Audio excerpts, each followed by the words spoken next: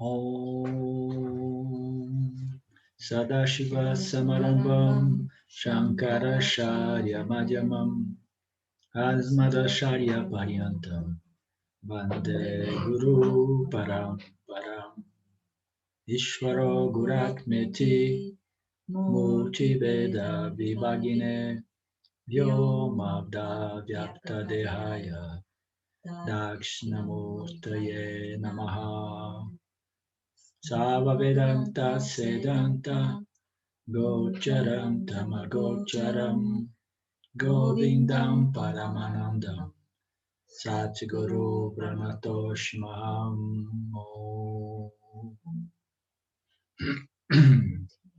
Om Shanti Shanti Shanti Om Namaste. Welcome everyone to our Panchadasi. We are I forgot which class number is this one, but we are moving along. We are still on the chapter 1. Last time we looked the verse covering the different aspects of the koshas, no? And the 5 sheets. And then before we went into the 5 sheets, actually the verse 34 addressed the gross body, no, Annamaya kosha. And as we know, the Annamaya kosha is the food body when we analyze it from the standpoint. The gross body is the food body when we analyze it from the standpoint of the 5 sheets or the 5 koshas. Now, then on the subtle body we have 3 aspects. In the subtle body, the 3 functions are divided as 3 koshas. So the pranas, the vital air or the physiological functions that belongs to the subtle body is classified independently as the pranamaya kosha. And then we have the mind, okay, the mental, emotional kosha, which is the annamaya kosha. And then we have the intellect, which is Yanamaya kosha. So we have the subtle, it's one single subtle body. We are used to analyze the subtle body.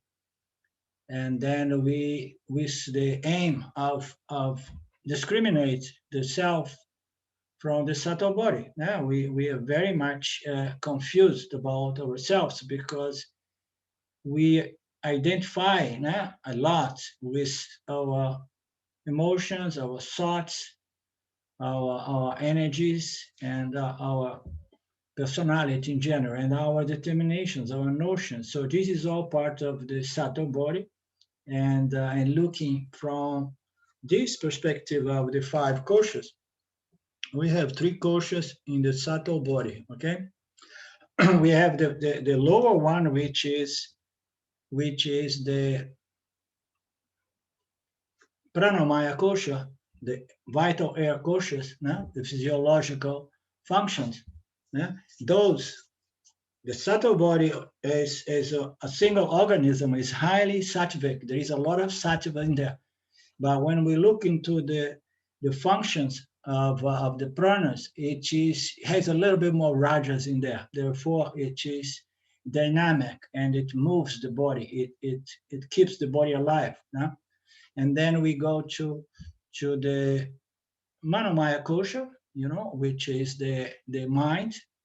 There is a little bit less raja guna, and it has a little bit more sattva guna to compensate, because there is a function by which we begin our process of cognition, of experiencing and knowing, and then it has more rajas in there, because this manomaya kosha, it emotes, it moves, it motivates, it creates desire to respond, etc. So it has a little bit more sattva and more rajas, and a little bit more less rajas than manomaya kosha, and then I'm making confusion.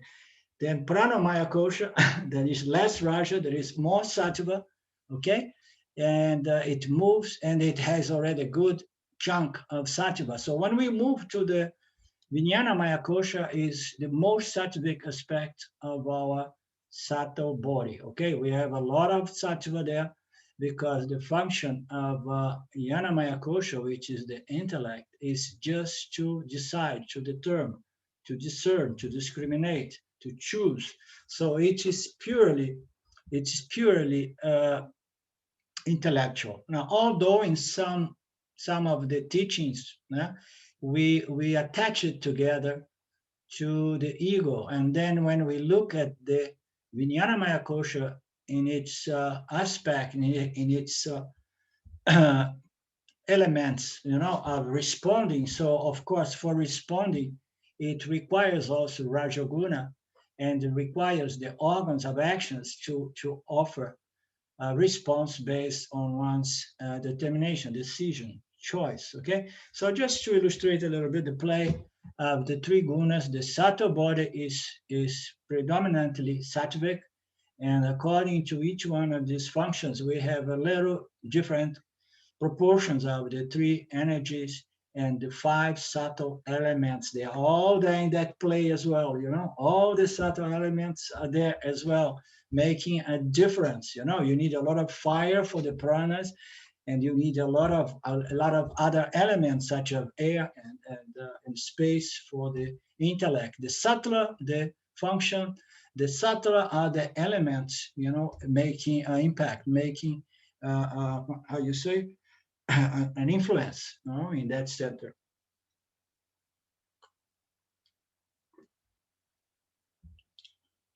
The doubting mind and the five organs of knowledge make up the Manomaya Kosha. The intellect and the Yanindriyas make up the Vijnanamaya Kosha, the intellect sheet. They evolve from Sattva. So we covered that.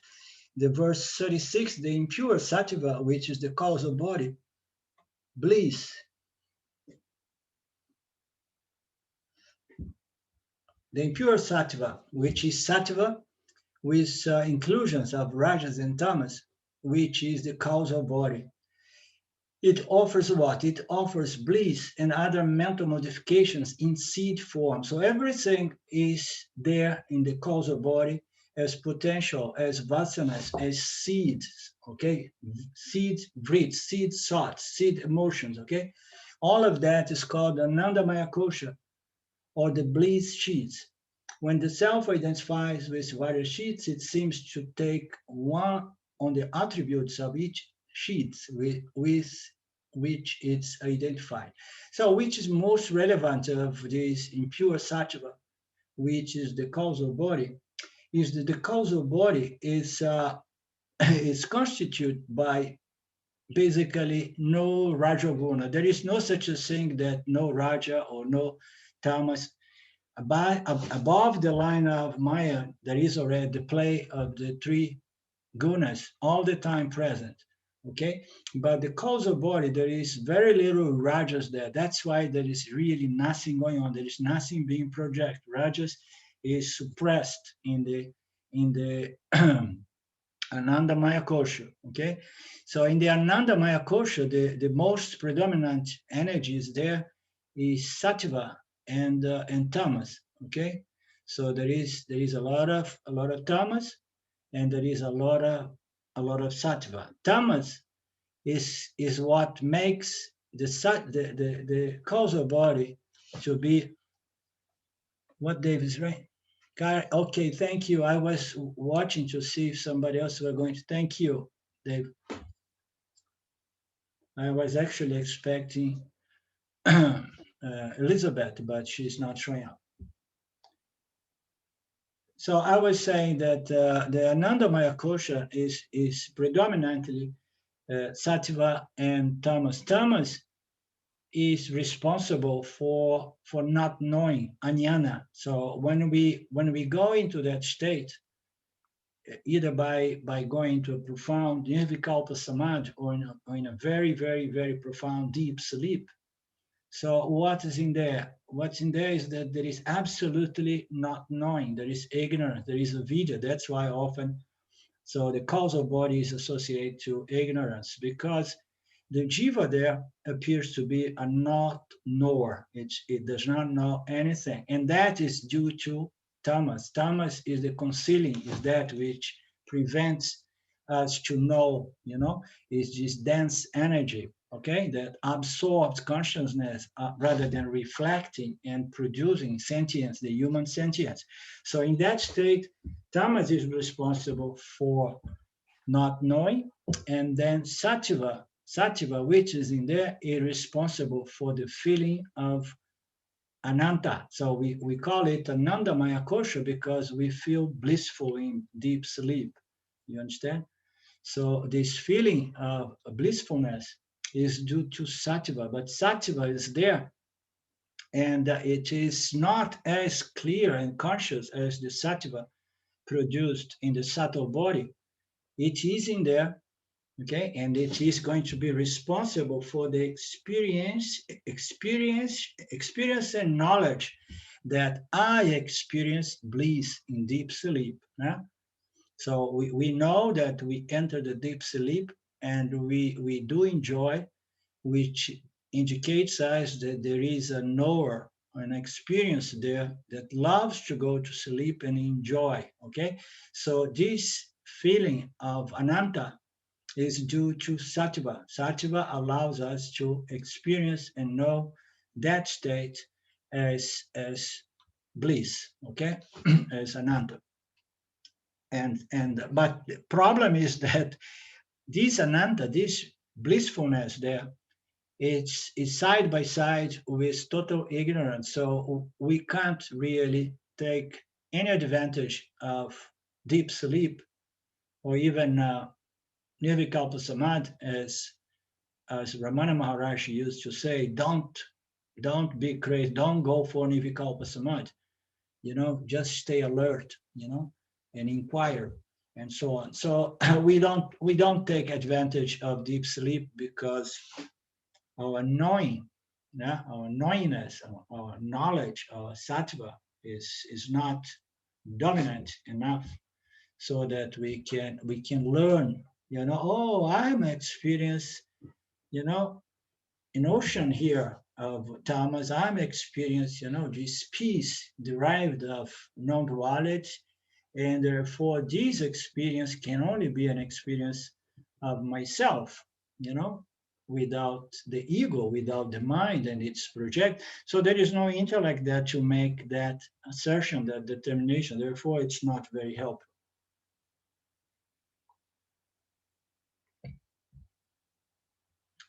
The causal body is the ignorance and bliss part. So we have in the causal body the ignorance, as I said, and the bliss parts of the self. So you talk about sattva and tamas. It is present in the waking state and the dream states as well.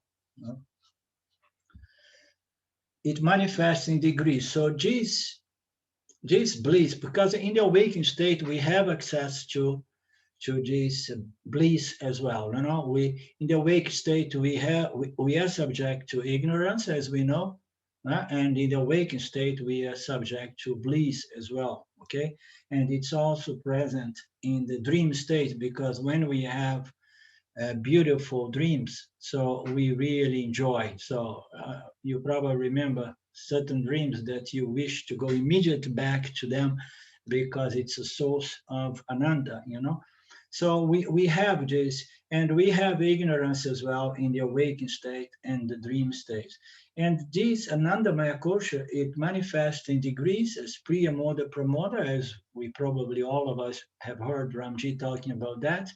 So when we go into deep sleep, even in deep sleep, we can have such a profound deep sleep in which, in retrospect, we experience a pramoda kind of ananta. It was so profound. I slept so profound. The ananta was really the most profound ananta. So I have experienced pramoda ananta. So, and can be just a deep sleep, which is not profound, which produce some ananta, but it's easily we can come out of that as well. So it's just a way to see that there are degrees of experience of ananda, and why we want to point out to this fact that there are degrees of the experience of ananda is just for the sake of clarifying that for any one of us confusing Anandamaya kosha with the self, and then we have to notice that the Anandamaya kosha we experience in the causal body, it has degrees, it has variations, it has different intensities, and the self is that which is not subject to any variation. It never changes, it's the subject witnessing conscious existence principle that's not subject to variations or change. And the Anandamaya quotient is known to be something that has a beginning, an end, and it keeps changing, and it goes through 3 degrees of bliss, Therefore, we can reject it as the self. Okay. Every one of these analyses serves only the purpose to help us to understand the not self, until we are clear about what the self is, and then we can confidently claim I am this self, and I am not the not self. Okay.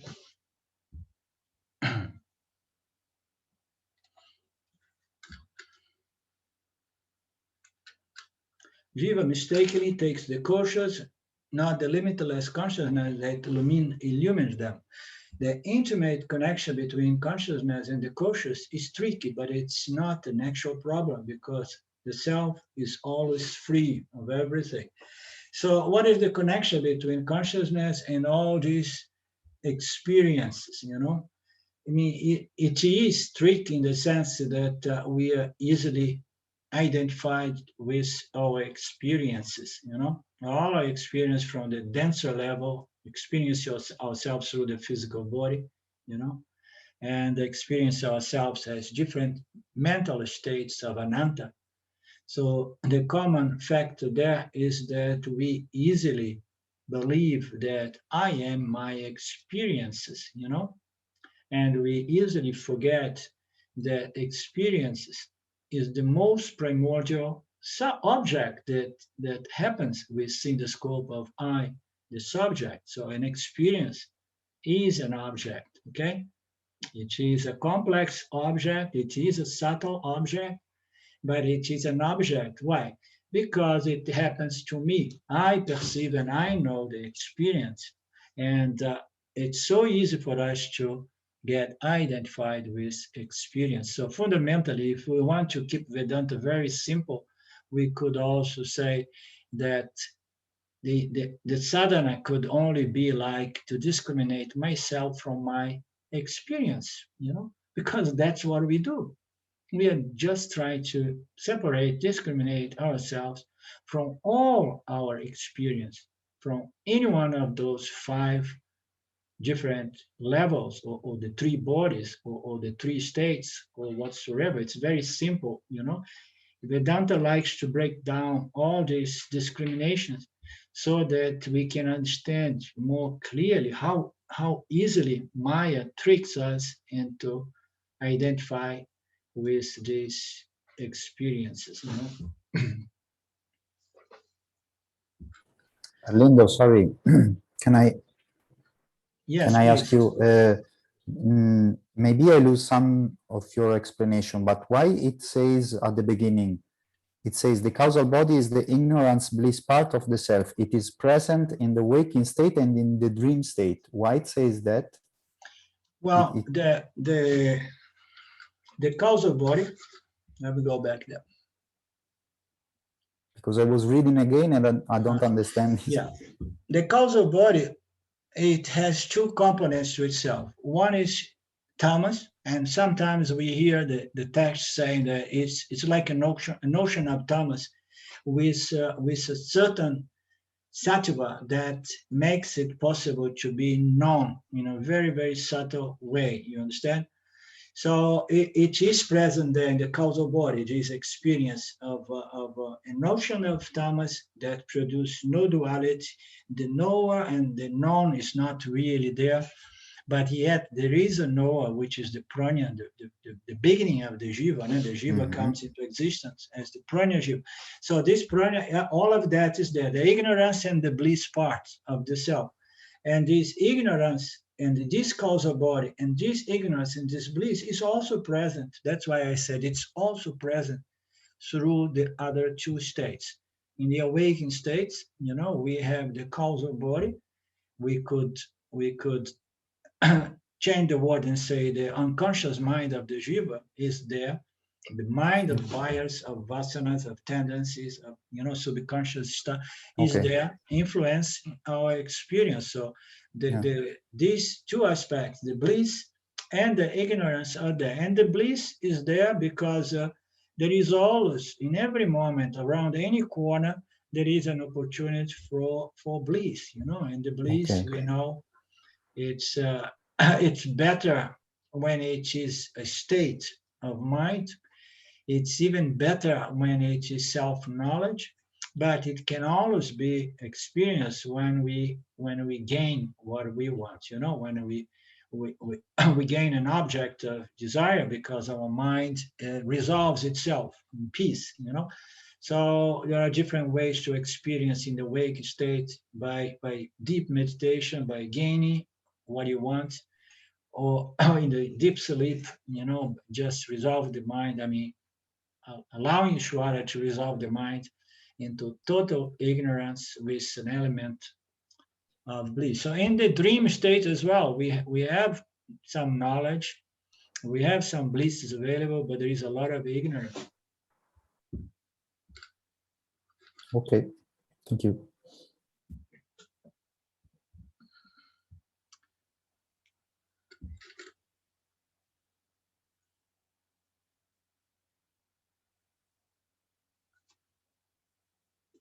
Those who believe that liberation is experiential criticize Vedanta as merely intellectual, but the notion that enlightenment is experiential is merely an intellectual notion based on the erroneous intellectual notion that the reality is duality and itself is actually bound. The koshas are only a cognitive problem and can only be solved by cognitive knowledge.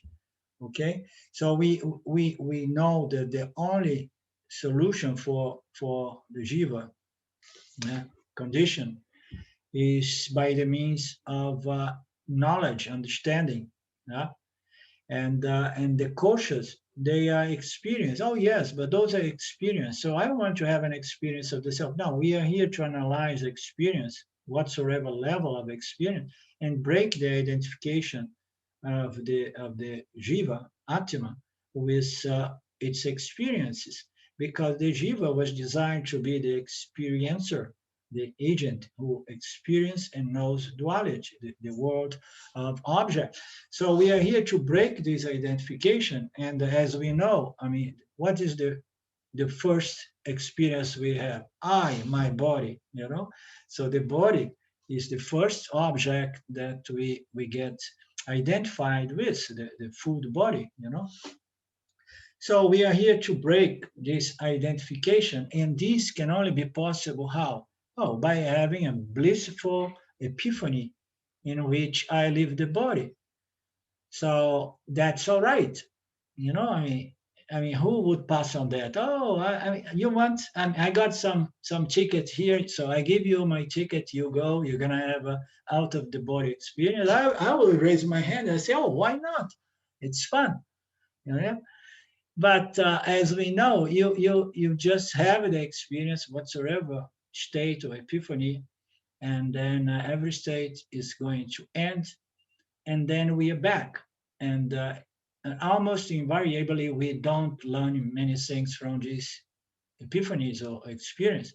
What we learn usually is that we have a taste for more more and more when we have a good experience. We just like, oh yes, what did you learn? Oh, I learned that I loved it and I wanted more and more and more.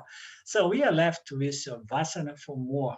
Okay, so we know that these questions are not real problem, but they are intellectual problem to the extent that we identify with this experience. And the solution, it must come from the same level, which is an intellectual solution, which is knowledge, which is going to offset the ignorance. It all happens in the intellect, but there are a lot of people that criticize Vedanta, saying that it's a philosophy and it's just intellectual knowledge that does not do anything, because the real deal is what is the experience. I want to have an experience of the self.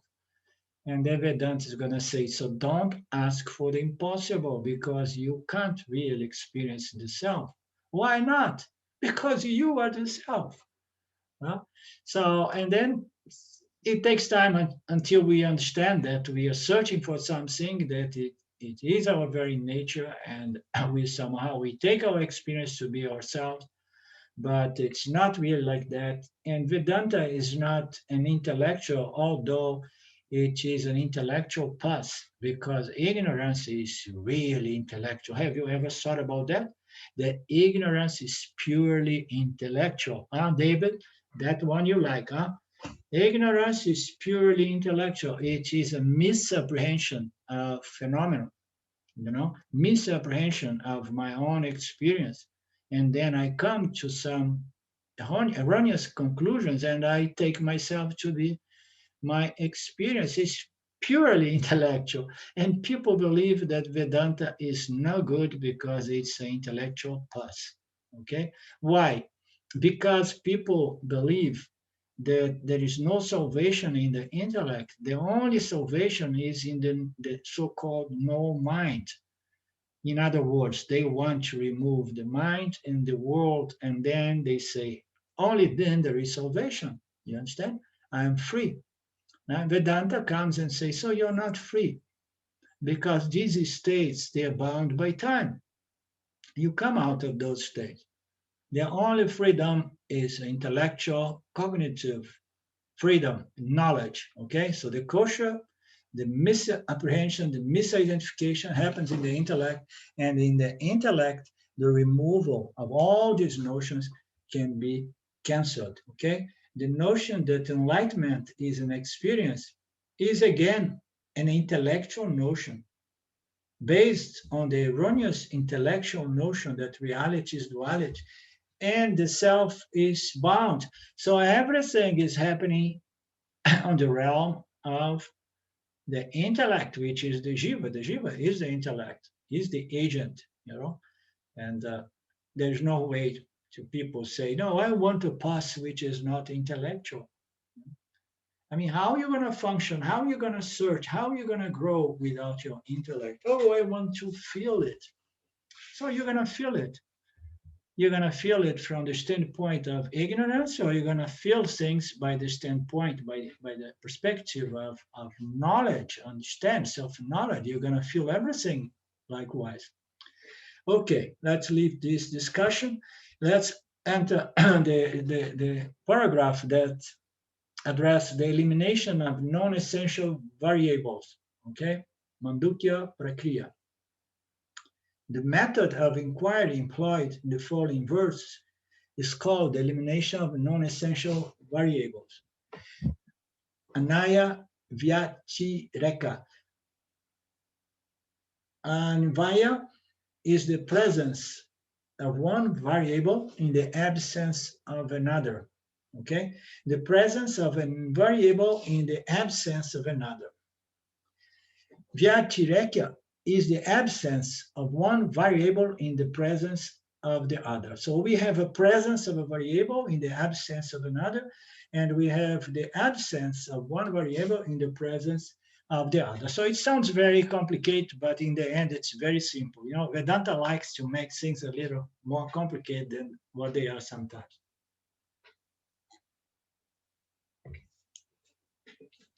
So let's go for the example. A new person moving into the neighborhood. She walked past my house and it seemed as if she had a wig and a false teeth.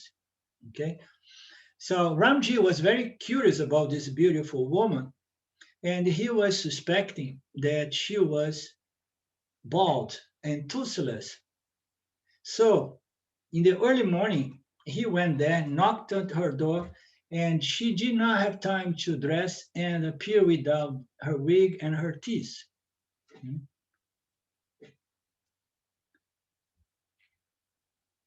In the first instance, I saw her with the wig and the teeth. And in the second instance, I saw her without the wig and without the teeth. Therefore, I concluded that the wig and the dentures are incidental, not intrinsic to the person. Similarly, this analysis shows that the cautious are incidental and that in their absence, I continue to exist. So the woman continued to exist as a person, as a jiva, as a human being. I mean, what was removed was a non-essential aspect or attribute, the hair, the beautiful blonde hair and the beautiful teeth, because it did not really belong to her. It was an accessory, okay? But the person remains, So the same way, the cautious in all experience that we unavoidably we accumulate, we accumulate if we really love experience and we keep piling the memories of this experience and recalling the memories and say, oh my god, these people that likes to talk about their experience, they pull things from 50 years before and they want to tell about everything. So these are the people who are really attached to their experience, huh? So likewise, the experience we have through the courses, they are incidental. They are like the hairs that, in my old days, it was black and now it's gray, and before I had many tooths, now I had several less teeth and so on. So all those things come and go. Now they grow and they fade and they go. But the fundamental, the intrinsic aspect of the body is still there, and the intrinsic aspect of every experience is the non-essential, the essential, the essence of the experience, which is the self. Okay, so we eliminate the non-essential aspects of every experience.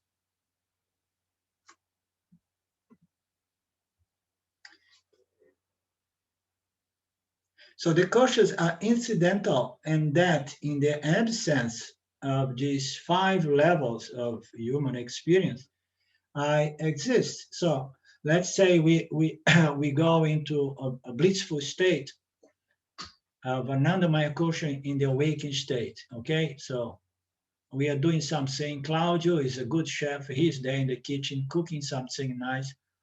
And then out of the blue, his mind resolves itself with the smell of the food, and then he goes into bliss.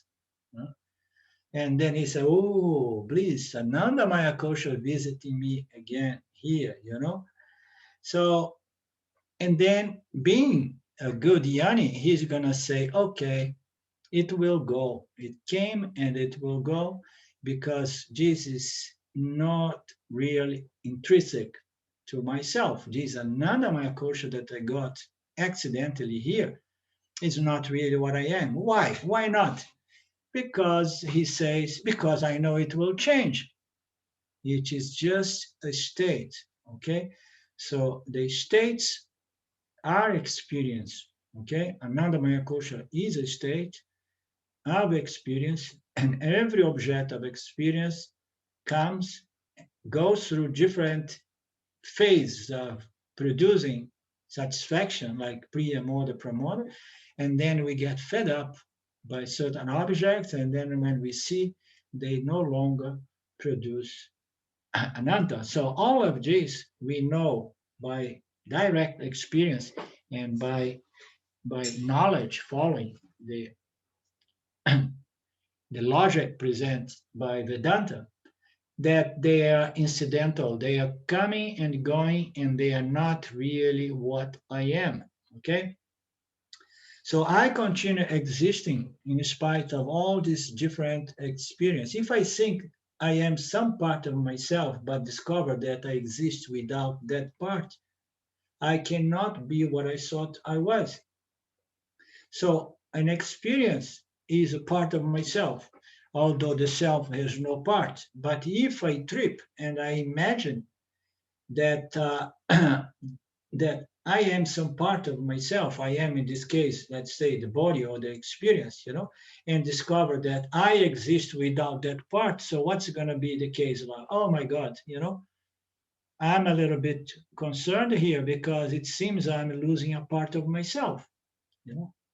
But then Vedanta comes in and it says, no, the self is a partless whole, and everything that has part is incidental, is non-essential to you. You understand? It's just another experience. I exist without that part.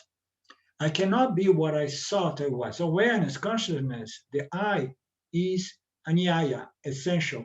The five koshas are vichireka, incidental. If I have a pearl necklace, and remove the pearls, I still have a necklace. So the necklace is the essential. The pearls may come and they go. Okay. Although the pearls have the real value, but they are incidental. Some other stone may be replacing the pearls.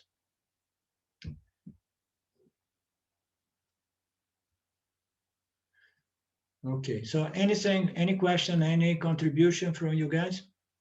I don't understand the word pels.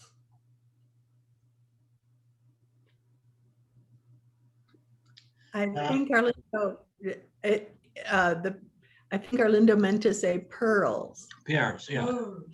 Pearls. Oh, okay. Yeah. Oh, okay. Thank you.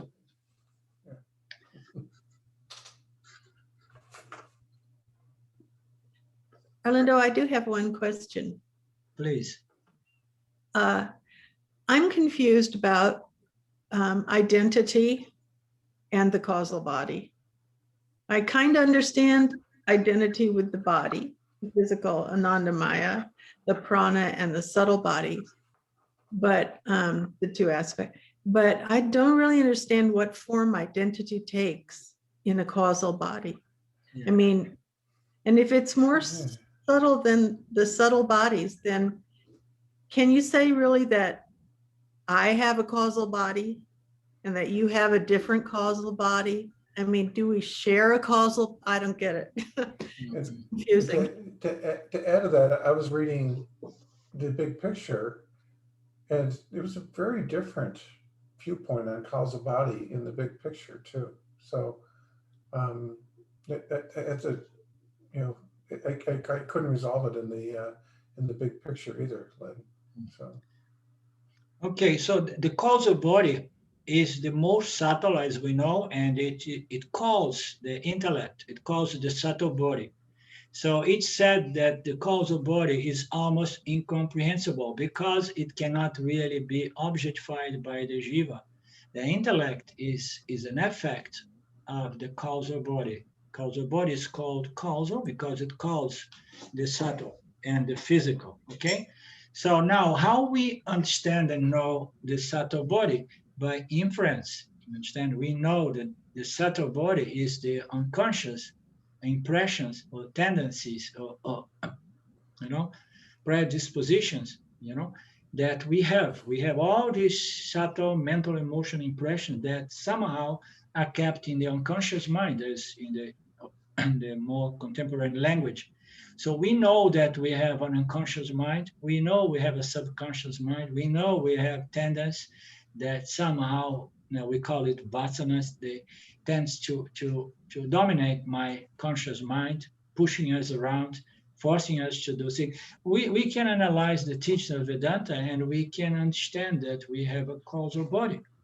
But in which way we get identified with our vasanas, our tendencies, So we get mostly identified with it through the experience of bliss, you know. And this is mostly relevant in the spiritual world, because in the spiritual world, people, they pursue the experience of samadhi, of silence, of peace, absence of desires, absence of thoughts, okay? And when we go into those states and we remain conscious and alert, we experience a bliss and a peace, you know, that pass all understanding, as the Bible says. Okay, that experience is an experience that indicates to us that there is a bliss of not knowing, a bliss of ignorance, you know, a deep peace. And we know it from the experience of deep sleep once we come to the teachings of Vedanta. So in the spiritual world, people, they get big time attached to Ananda Maya Kosha. They get attached to silence. They get attached to samadhi, you know, and they believe that this is my final destination. Yeah, they believe this is my final. Oh no, I'm already enlightened. Okay, how many hours a day? Oh, about 5 hours a day. So I'm enlightened because I go into samadhi. You understand? And then I come out. So people identify with that experience to the extent that they believe that that is the self. You understand? That's what I'm searching and seeking. That's where I want to get. And I want to get there and never come out of that Ananda Maya Kosha. So this causal body, which has two aspects. One is ignorance, avidya, and the other is a bliss of non-duality, because the subject disappears and the object disappears. We can easily identify, okay? And it happens mostly in the spiritual world. And you probably heard Ramji talking about to remain stuck in sattva. So remain stuck in sattva is remain stuck in this bliss of deep silence, of samadhi, of peace, of the reflection of the self in a sattvic mind, which gives us a great experience of peace and love and satisfaction and fullness and no problems and okayness, you know. We wish we could stay all the time there. So we do identify with the causal body from that angle, okay? And we may get identified to our vasanas as well. Some people, they have tendencies, vasanas, you know, that they are proud about. You know, oh, that's me, you know, and this and that. You know, I mean, we see, I mean, when we start learning about the causal body and the vasanas, we so easily, we keep accepting, yes, these are my vasanas, and I can't stand this vasana anymore, you know? Again, we identify with vasanas, but which vasanas if we cannot see these vasanas? Now, I see it because it appears in my conscious mind as a desire and then a fear or a tendency or disposition. So we see it only when it manifests in the subtle body, because there the intellect can objectify and know what's going on there, you understand? But we know from inference that it's coming from the causal body. And a lot of the time we identify positively and negatively, because we may say, oh, I'm done with this vasana. How many times people told me, I'm done with this vasana, I want to finish this vasana. This is a degree of identification, you know? And some people may be identified with some other tendencies, and they may say, oh no, I was born like a go-getter, you know, and I can achieve anything and so on, you know. So those are identifications with something that goes beyond our notions. It comes from the causal body, from our, you know, our vasanas. Does it make sense, Lynn? It clarifies a lot about where my confusion was, but it also makes me a little nervous, because it seems that this identification is a lot more subtle than, you know, the person and the body and stuff like that. And so it's so because it's more subtle, it's like all of nature, it's more powerful. and influences more, and it's hard to get at. Yeah, yeah. This is the most subtle discrimination, is to discriminate us from those experience, of Anandamaya kosha, from the causal body. So Yeah. in some of our books, it's present as the golden chain, which is a spiritual attachment. We are bound to samsara, to the spiritual samsara, and it's a lot of the time it's difficult to see it and to break that identification, that attachment to. So you are right. It's more subtle, but we have all the tools, we have all the teachings, we have all our gurus, and it's easy for us to understand the causal body, although it's very subtle, and not get caught up with attachment with it, which comes through the state of samadhi or bliss. Okay, everybody wants bliss, everybody wants happiness, everything we do every day is for happiness and bliss. And some people, they may be attached to that happiness and oh, I am a happy person, I am a happy person, I am a happy person, and that's what I am happiness, but we are not happiness, we are something beyond happiness. And once we know that, and then we are, most of the time we are peaceful and happy, but we are not that happiness in that sense. Okay, the physical body present in the waking state and absent in the dream state is an inconstant factor, but the witnessing element, pure consciousness awareness, is present in both and is therefore the invariable factor.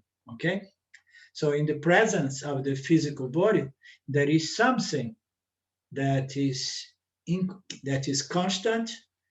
The constant fact never change, never modify, whereas the physical body is present in the awakened state, and then it disappears in the dream state to become the dream body, and then to disappear to become the deep sleep body, or the prana, or the no body.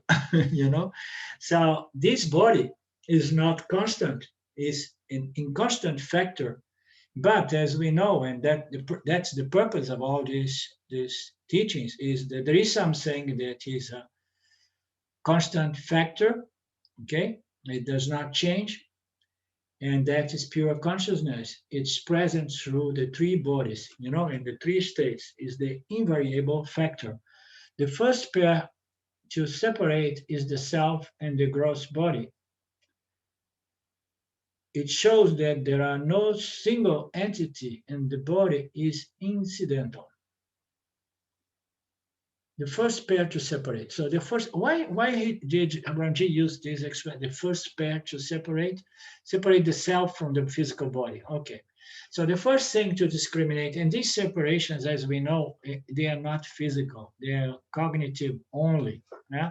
You cannot really separate the self from the body because of what? Because the self is all pervasive. The self is the substratum. It pervades everything. You cannot separate. You can separate it cognitively. So by understanding that the self is real and the body is incidental, is apparently real, the self is free and independent, and the body, it depends on the self, therefore it's not free. Okay, so we need to understand these two orders and separate cognitively, understanding the nature of the self and the nature of the body. So we do that in the intellect, understanding the teachings of Vedanta, until we can have an experience through the body, but enjoy the freedom of derived from the knowledge that, oh, I don't change, although the body is changing through every experience. And why the body changes through every experience? Because every experience is full of priya, moda, and pramoda, and not only that, a lot of opposite feelings and sensations as well. Now we have Elizabeth coming about 1 hour late. So we have all these variations of experience happening, yeah, through the physical body. And just imagine that you are there and you have done your discrimination, and you simply, you know that, okay, I am not changing, and none of this can really affect me. So that is the purpose of separating cognitively myself, consciousness, awareness, from the physical body. Because if we allow the consciousness to be confused with the physical body, what's going to happen to free limitless consciousness? Is going to feel bound and limited as the body is. You know, the body is bound by time and it's limited by all means. And consciousness is free. If we allow consciousness to get confused with the body, what happens? Consciousness is going to apparently feel limited and bound. Okay?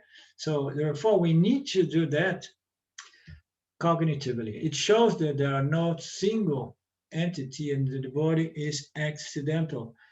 It shows that there are not they are not a single and they are not a single entity. The body is incident. Yeah. Hello, Elizabeth.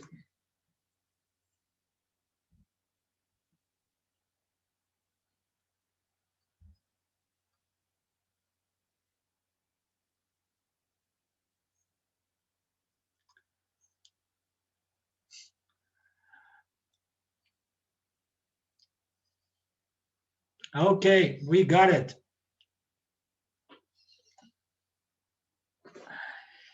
The verse 39. Similarly, in the state of deep sleep, the subtle body does not exist.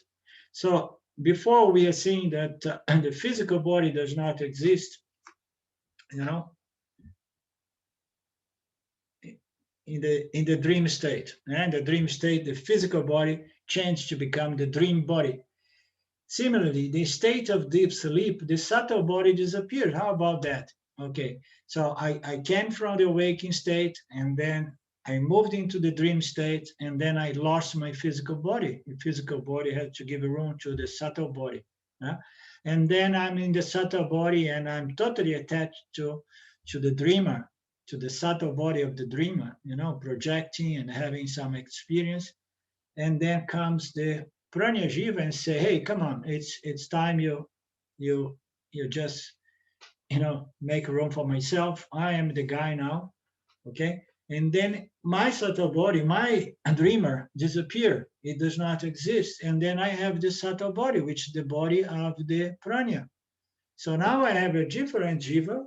It's the same jiva, but in a different state with a different body. The subtle body is gone. Okay, so I have lost my physical body. I have lost my subtle body. I have lost my Vishwa. I have lost my Taijasa. And now I have this prana that is good for nothing. And I have a causal body. You understand? So, and what is in there? That is the common denominator, is the I that is saying, so before I had one body, now I have another body, and now I have another body here. You understand? And each one of those bodies have changed. The states have changed, but I am there.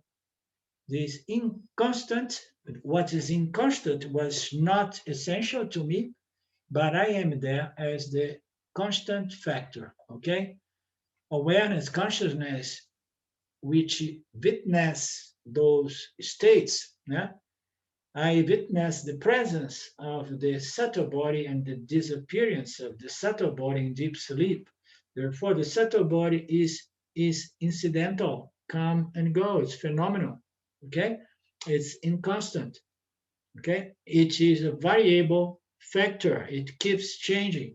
But I, the self, the light of consciousness that reveals every experience and every agent of experience, is the constant factor, is the invariable factor, okay?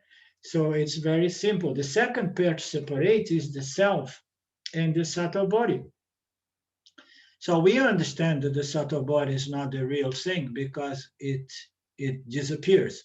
I mean, we could say, no, the subtle body is always there, even in the awakened state. That's true. It's true. The subtle body is there, pervading the physical body, and every experience of the visual is happening because the subtle body is present. So I have both of these bodies. That's why we call it the body-mind complex, the physical body and the subtle body, body-mind. So we have these two. But we know that when we go into deep sleep, we lose both. So we need to understand that the subtle body, although it appears to be the real thing, okay, because it somehow it does not die with the death of the physical body, but it's not the real thing because this subtle body, this taijasa, this dreamer that dreams even in the waking state, superimpose notions and ideas into the Vyavaharika Satya produced by Ishwar. So this entity it disappears completely when in deep sleep. It cannot be the self because the self is that which is always present. So this subtle body is a state, okay? It's a mind, it's the mental state.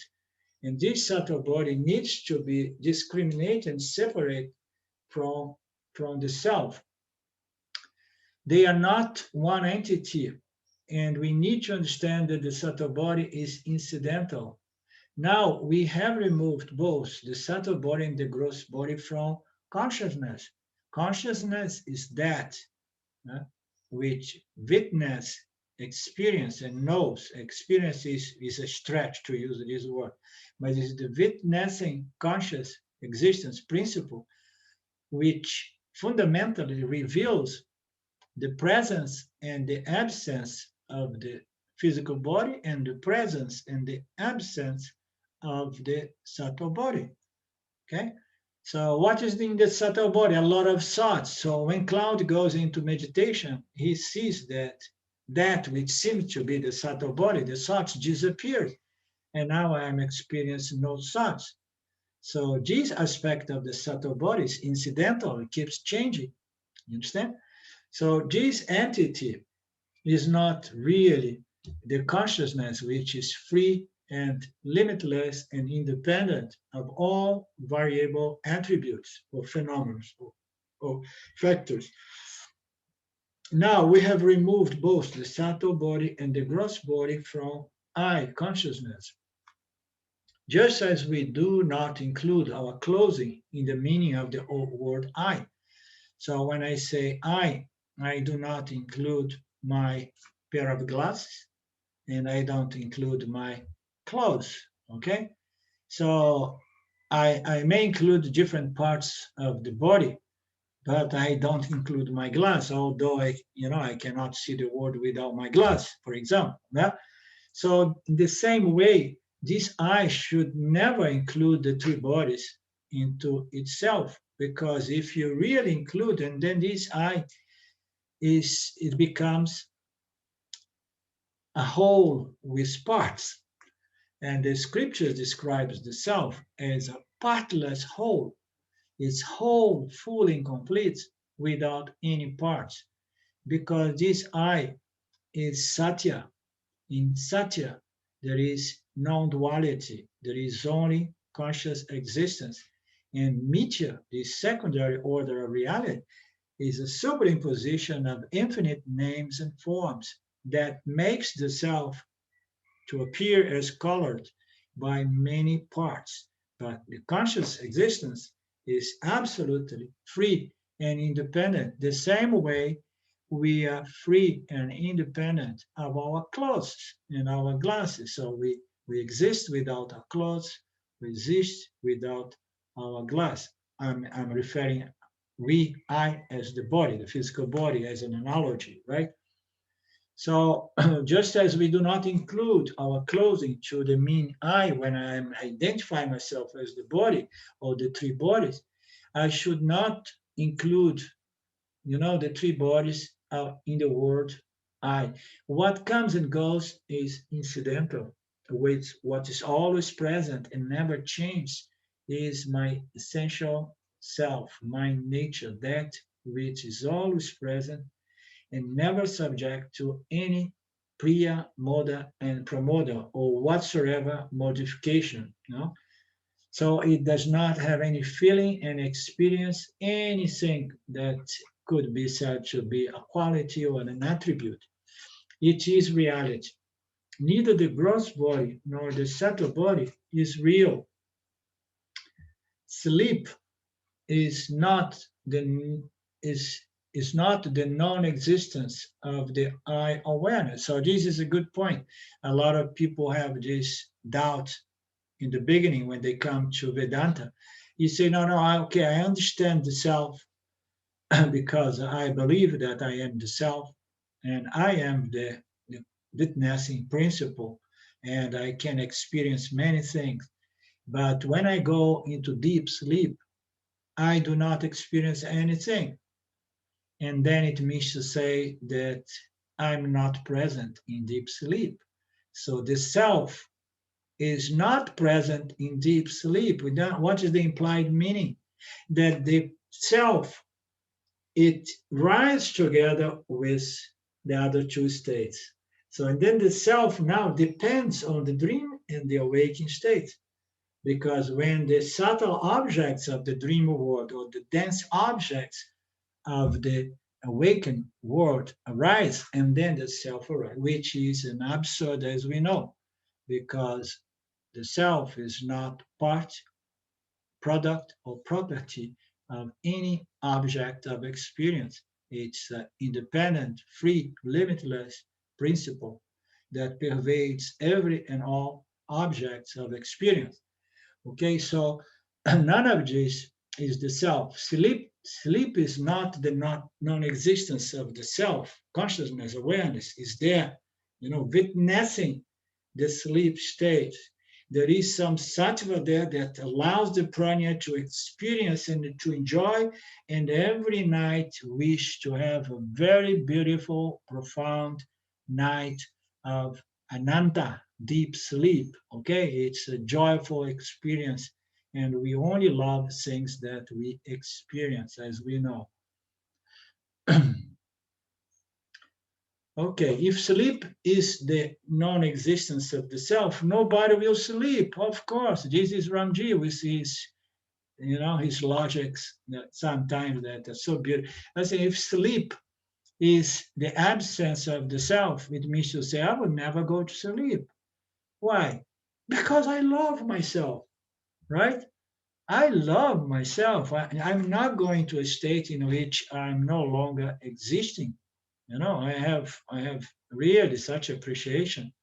But we know that we exist through the deep sleep. It's a subconscious knowledge, but we know. Otherwise I would never take a chance. I mean, I'm gonna lose the self, and then what if the self does not come back in the morning when I become the awaker? I say, no, I'm not gonna take any chance. But no, we know that sleep is the non and we know that sleep is not the absence of the self. Therefore, I can go to sleep with full confidence that I exist through the deep sleep and I enjoy Anantamaya Kosha. Okay? Because you only do things to enjoy. If you non-existed in sleep, it would do you no good, so you wouldn't go to sleep. We only do things because we want to squeeze some joy, some happiness, some ananda, and we go to sleep because we want to have that experience. Therefore, I, the self, I am the only common denominator, the common factor through the three states, through the three bodies. Okay, that's the bottom line here. Let me see if it carries on or if it changed to the next verse. Okay, it changed to the next verse. We passed a little bit of time. We continue from the verse 40 next week. If does anybody have a last moment question? or contribution or anything to say?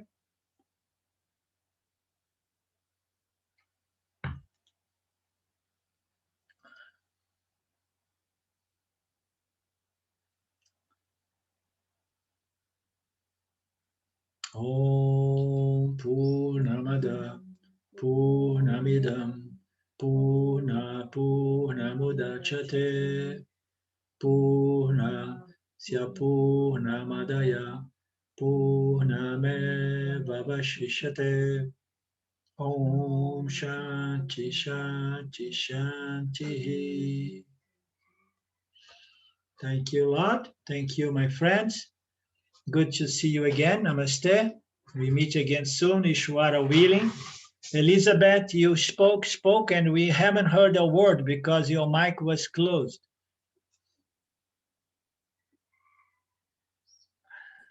I'm very sorry. I tried to ring Lynn and she didn't pick up, so I was lost. And then eventually I got there anyhow, and I don't know even how. I'm sorry. Next time better, Lindo.